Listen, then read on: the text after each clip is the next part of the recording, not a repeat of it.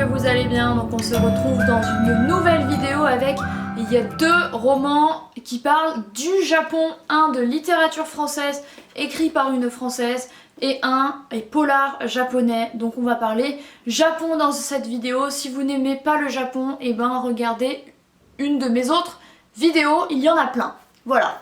Donc, le premier dont je vais vous parler, et en plus ils sont en poche, donc c'est plutôt cool. Je les ai lus à la librairie. Ce que je fais, c'est que chez moi, je lis du grand format et au travail, je lis du poche. Comme ça, je peux vous proposer un petit peu des contenus divers et variés.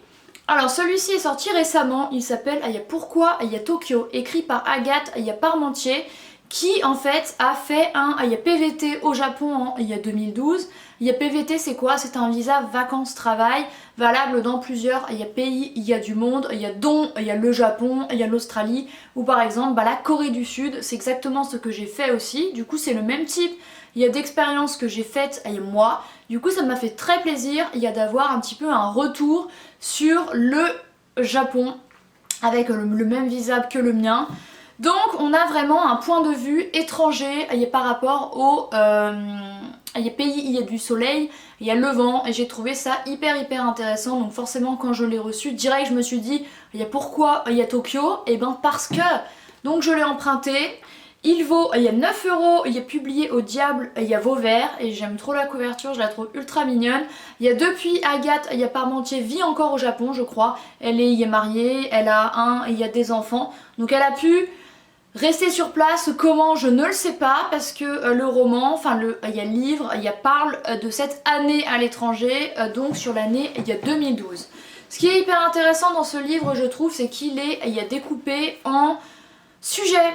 Donc par exemple, on a un sujet, un chapitre entier sur les Love Hotel, qui est une caractéristique vraiment nippone, parce que les Love Hotel, il y en a surtout au Japon, dans une société où souvent on vit en famille jusque tard. Et ben pour se retrouver avec son copain, sa copine, on va dans des hôtels spéciaux avec souvent des concepts assez originaux, assez kawaii.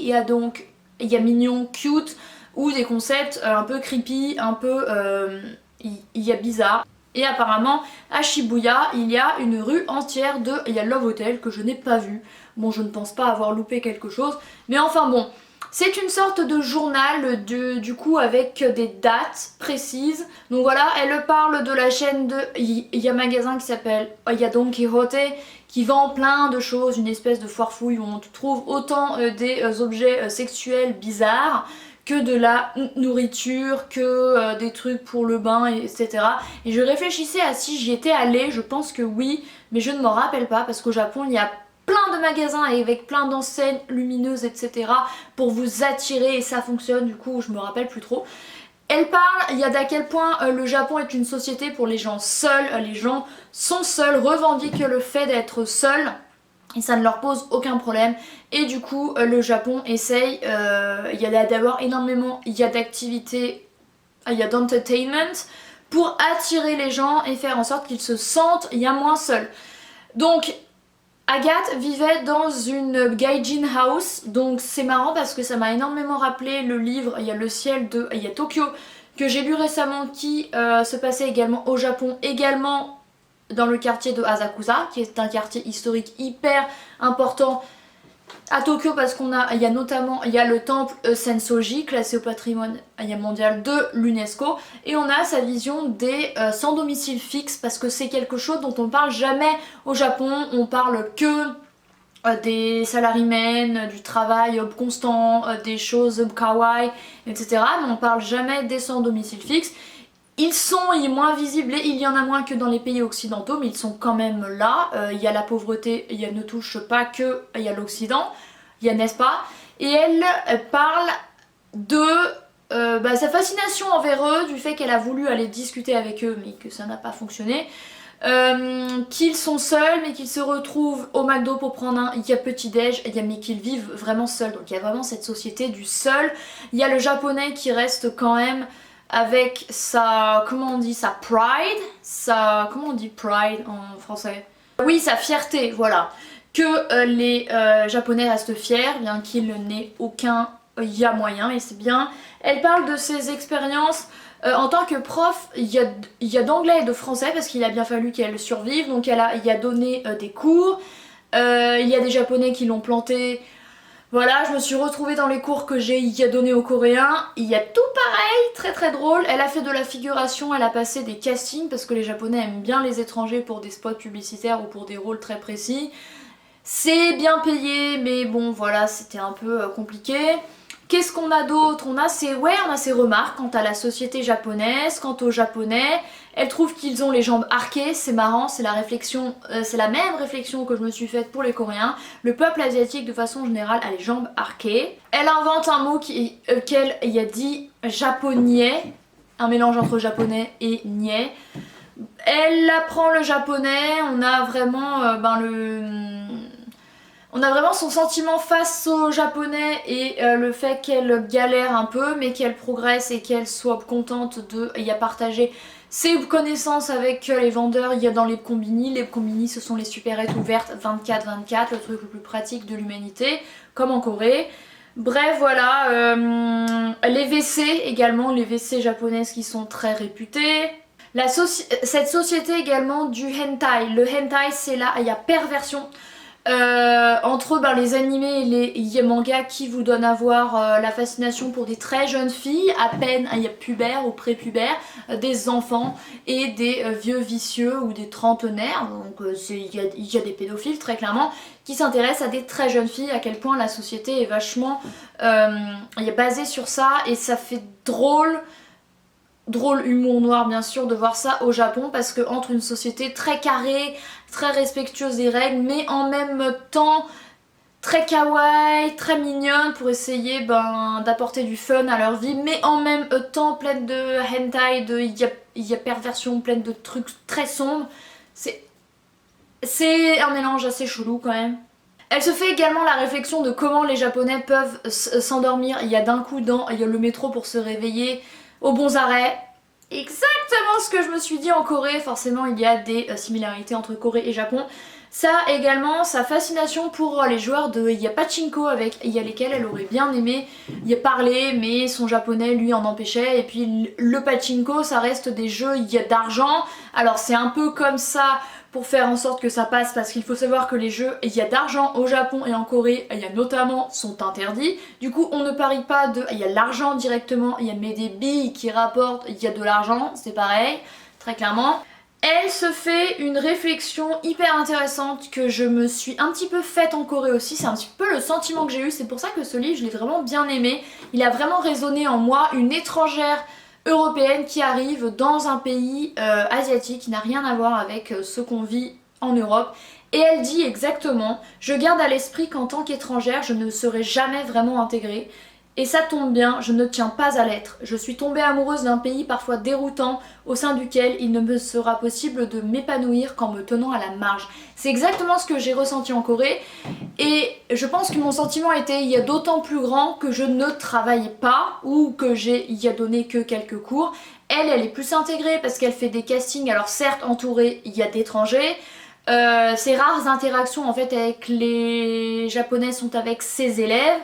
Mais voilà, ce sont des sociétés encore très fermées, encore très inaptes à accepter les étrangers. Oui, il n'y a que des Japonais, que des Coréens. Enfin, je veux dire, donc que des Japonais au Japon, que des Coréens en Corée, vous aurez compris, où il n'y a qu'un seul type de nationalité, de physique. Donc vous, étrangers, forcément, on voit que vous êtes étranger. Ça n'a rien à voir avec l'Occident. Du coup, c'est drôle parce que c'est vraiment ce que j'ai ressenti aussi.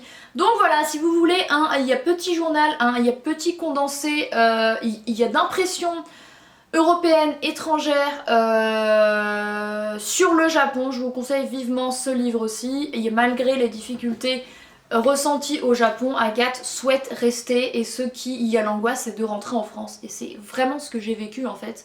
Donc, sauf que contrairement à elle, moi je suis revenue parce que je n'avais plus de visa. Elle, je ne sais pas comment elle a fait. Donc à voir si elle a écrit un autre livre où je peux acquérir des conseils.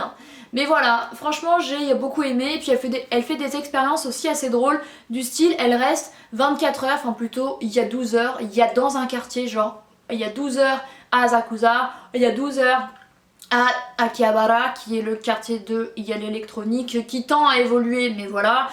Et il y a 12 heures à Shibuya, enfin bref, c'est assez drôle. Si vous souhaitez en savoir plus sur le Japon et notamment sur il y a Tokyo, franchement je lui mettrais un bon, il y a 9 sur 10.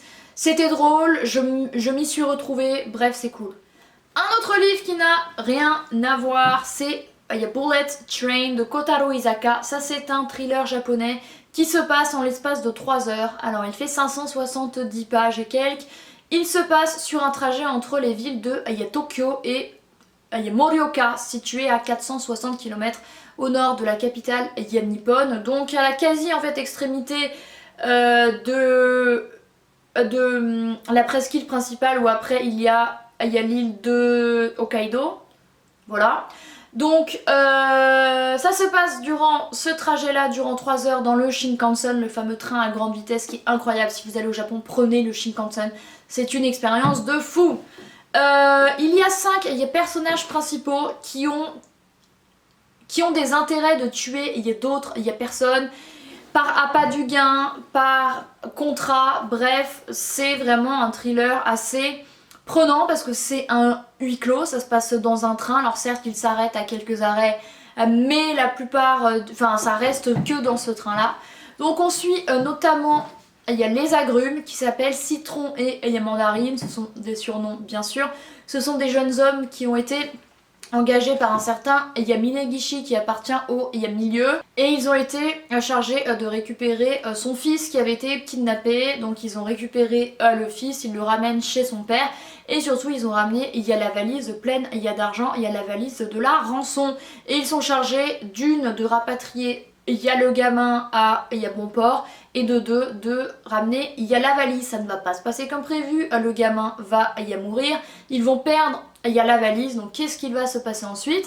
Une seconde, il y a personne qui s'appelle, Nanao, un jeune homme avec des lunettes qui est, là, lui aussi, envoyé par une certaine, Maria, pour récupérer cette valise. Donc la valise va passer de l'un à l'autre, elle va être volée, cachée, etc.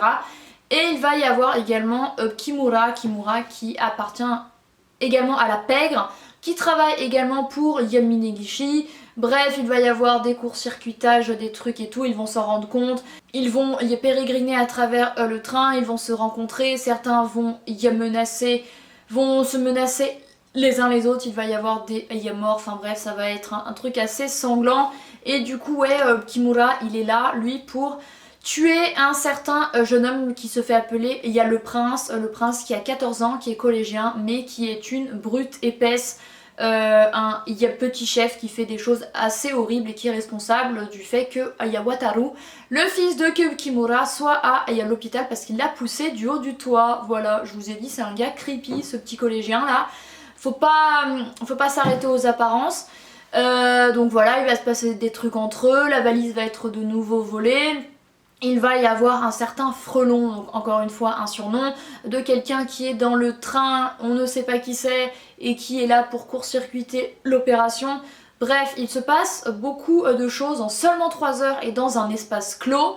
Donc c'est assez prenant forcément, mais c'est drôle à la fois avec les agrumes qui sont des personnages hyper marrants, qui ont des réflexions, des répliques hyper drôles. Il y a par exemple, il y a Mandarine voue un culte à la littérature et à un train, il y a dessin animé sous forme de train et tout. Il sort des références comme ça face à Citron et l'autre il comprend rien. Ils mettent un moment à comprendre que le gamin est mort, il y a des quiproquos, enfin bref.